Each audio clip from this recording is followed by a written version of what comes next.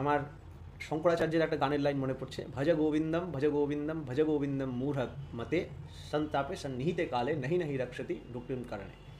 যে ভজ গোবিন্দর সেবা করো। গোবিন্দ মানে কে? গোবিন্দ হচ্ছে সেই গোবিন্দ হরি যিনি যুগে যুগে আসেন, পুরুষোত্তম। তাকে লাইফে এস্টাবলিশ করো, তাকে লাইফের পিভট বানানো। ওনাকে ফলো করা মানে হচ্ছে নিজের লাইফে কয়েকটা প্রিন্সিপালসকে এস্টাবলিশ করা, সিম্পল।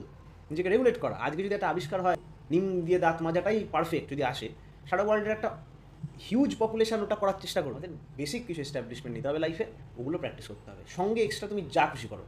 সেগুলো কি? মানে ওই জিনিসটাকেই বলে আদর্শ পথে চলা।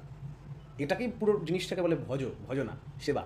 হ্যাঁ, যজন যাজন ইষ্টভৃতি। পরের লাইনটা আর বলছে না হলে তোমার যখন মৃত্যুর টাইম আসবে, তখন তোমার এত জ্ঞান এত কেউ রক্ষা করবে না। মৃত্যুর টাইমে রক্ষা করা মানে মৃত্যু তো হবেই। এটা তো তুমি বলছো বিকজ তুমি একটা থিওরিটিক্যাল আন্ডারস্ট্যান্ডিং আছে মৃত্যু হওয়ার। তুমিও জানো টয়লেট পেলে তুমি চেপে রাখতে পারবে না, যেতে হবে। কিন্তু ওটার পাওয়াটা আলাদা না, আলাদা না। এখন একটা ছোট্ট ভূমিকম্প হলো এখানে, তুমি চিনতে পারবে না নিজেকে। আমি ভিডিও রেকর্ড করে দেবো, নিজেকে দেখবে। আর এখন যে আছো এই নিজেকে দেখবে, দুটো চিনতে পারবে না। এটা অনেক সফিস্টিকেটেড একটা একটা বোকা বানানোর লুক। জানো, মরে যাওয়ার পর 2-3 দিন আঙুলের নখ বাড়তে থাকে। এটা কেন হয়? তার মানে মরে যাওয়াটা হয়নি, ওটা পুরোপুরি হচ্ছে। ওই জন্যই তো এটা আছে না যে সূর্যাস্তের আগে জ্বালিয়ে দিতে হয়, বর্জন আমাদের মতো মর্টালদের জন্য এই নিয়মটা আছে। ওটা যে বিরবি যখন আত্ম ঠিক করা যাবে না অর্গান, ওই জন্য মন্ত্রফন্ত্র যা করে ছড়ে পুজো টুজো, পুরো জিনিসটা যে তোমার ইজেকশনটা ভালো করে হয় এবং সেফলি হয়। আর তখন তোমাকে রিমাইন্ড করা যায় বারবার বারবার।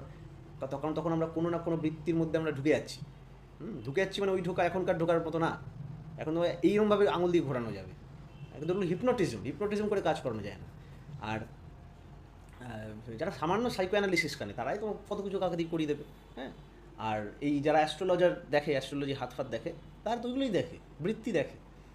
দেখা যাচ্ছে তোমার এই টেন্ডেন্সি আছে, তো সাধারণত এই টেন্ডেন্সিরা এইরকম এনভায়রনমেন্টাল কন্ডিশনে এরম কাজ করে থাকে। এটাই কিন্তু এনভায়রনমেন্ট বলো, এটা বলো, দুটোই সাইকেলে চলে।